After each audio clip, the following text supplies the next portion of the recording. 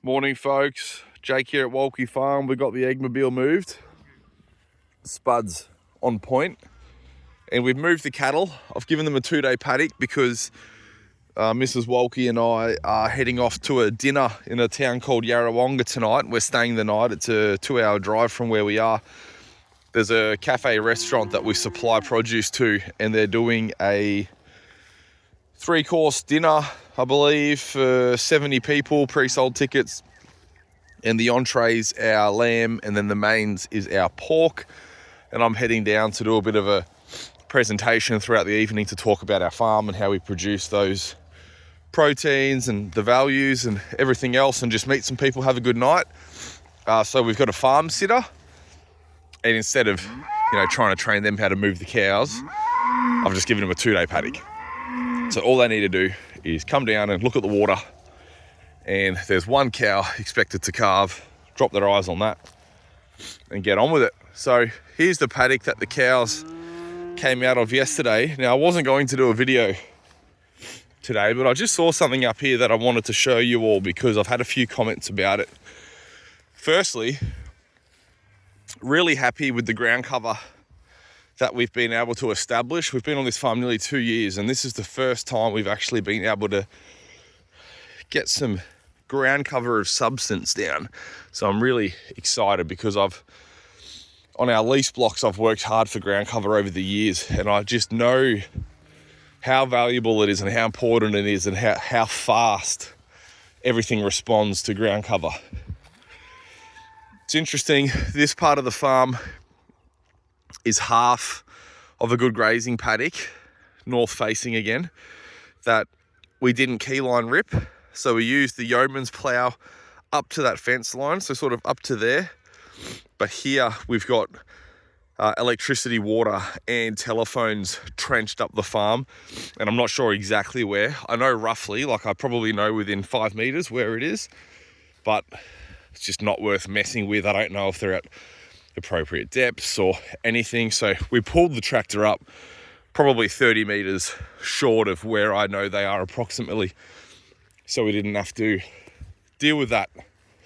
You can get tradesmen out to have a look and use equipment to measure it. Maybe in the future we'll do it. But what I was getting to with that point is the part of the farm, this mainly being it, that we were not able to rip with the yeoman's plough, has far better ground cover than the parts of the farm that we did. And that makes sense because the way the yeoman's plough worked, we had a lot of plating, we had a lot of heavy disturbance and tillage, and then we've had a dry spring, so not much germination and not enough moisture to really get all the germination and ground cover established.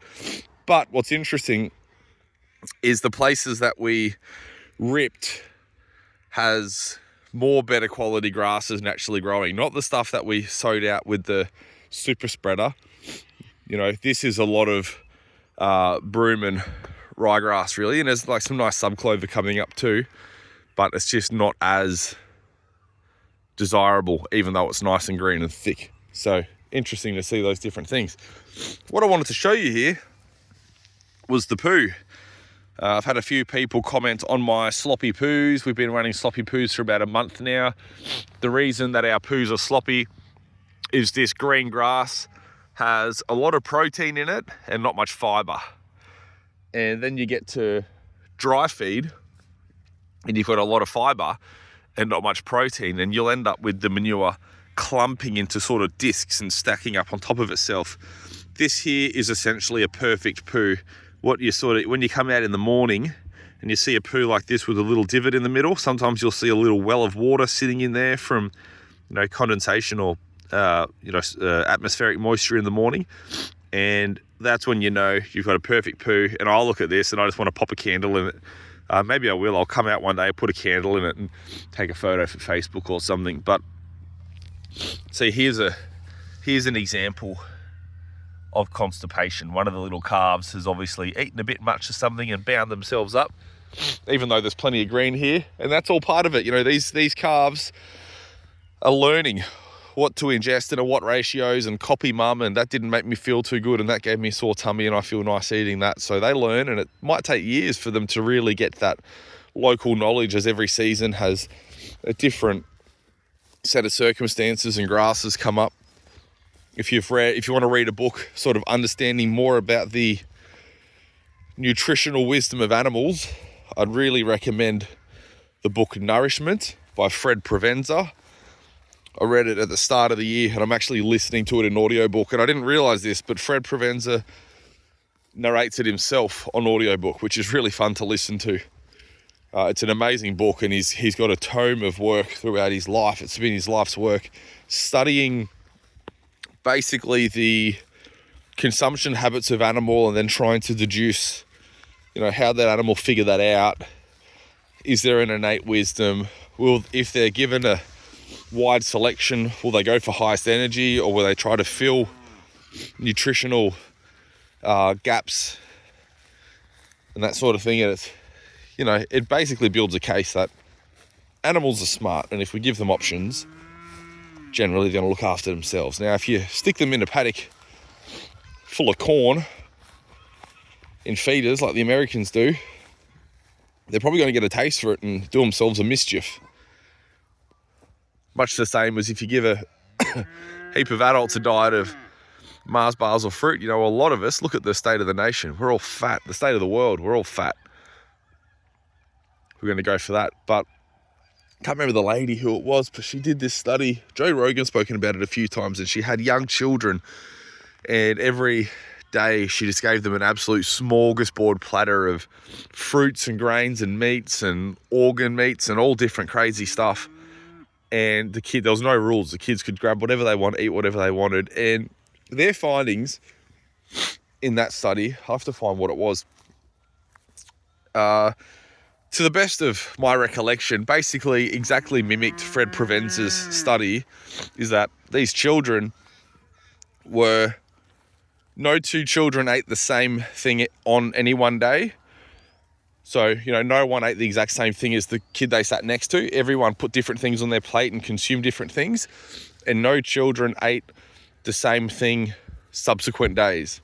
So one day they might have had a heap of apple and a little bit of oranges and some bread, and then the next day they might have got some fish and some pear and mixed it up. And that's basically what Fred Provenza found as well. So we're working on a experiment for our sheep at the moment, and I'm not going to go too far into that. Currently working with some investors to get some capital to actually deploy it properly. I think it's going to be really exciting, but that's why I'm going through Fred Provenza's book to really get some tips. And one thing that talking about free choice minerals, which I've done for cattle for years. I don't have anything set up on this farm at the moment. It's one of my project jobs.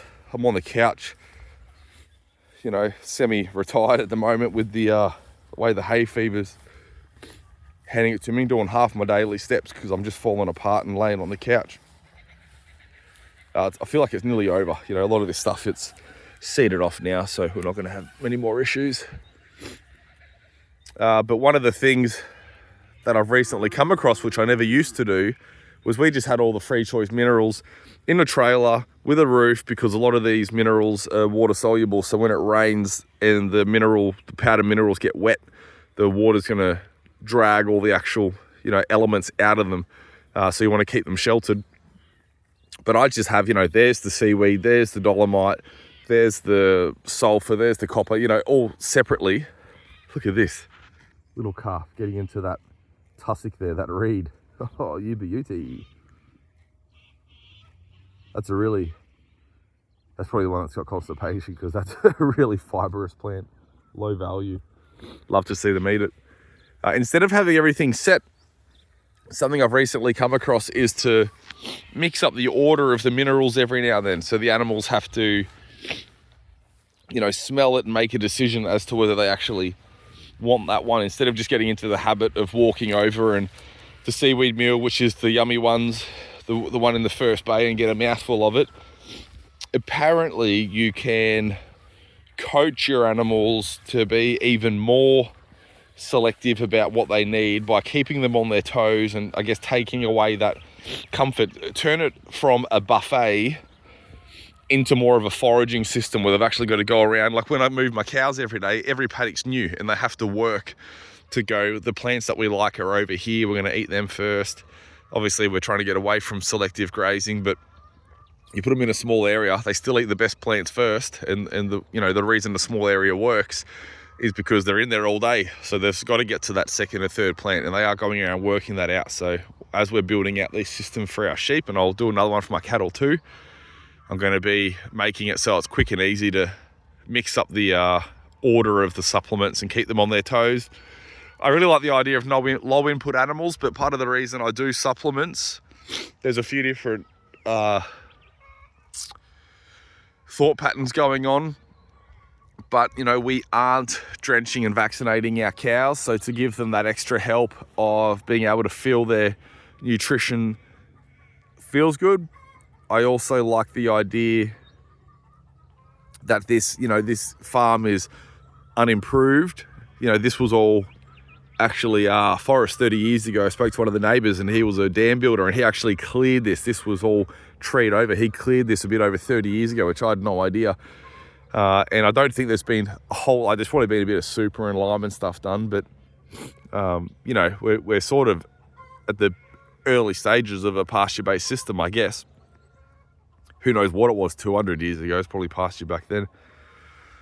But, you know, a lot of these grasses, I looked up one of these, they reckon that's fescue rat's tail on the picture, this app that I used. And I see some guys up north that have rat's tail, and they talk about it being the most horrendous thing and the animals won't eat it. Well, these guys are eating it, so I think that the identification app might have that wrong.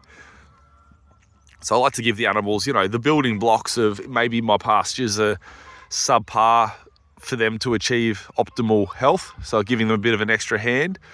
But finally, a lot of what they ingest, they excrete. So I've read that if they're, you know, let's say they're ingesting 100 grams of molybdenum, apparently 70% of it is passed out through their manure, and they can't retain all of what they're ingesting. So really, we're turning the cows into an enhanced fertilization program for the farm. Of course, they're fertilizing with their manure and urine, but if what they're eating out of my mineral trailer is filling the gaps of what the pasture is deficient in, and then they're excreting that, we're actually over time balancing out the deficiencies in the pasture by using the cows and enhancing their health at the same time. I am mindful of the fact that Australia's landscape has never supported these large herbivore ruminants like cows. We've had some big macropods in the past, like they talk about giant wombats and that sort of thing, but they're not quite the same as a large herbivorous ruminant like these guys with a split hoof. So it's always in the back of my mind, you know, this landscape, they obviously do well here. Australia's got a lot of cows, but it isn't air quotes natural. So I don't mind treating them to a few licks so we can work on that concept. Righto, Spud. Come on. Good dog. Thanks for watching.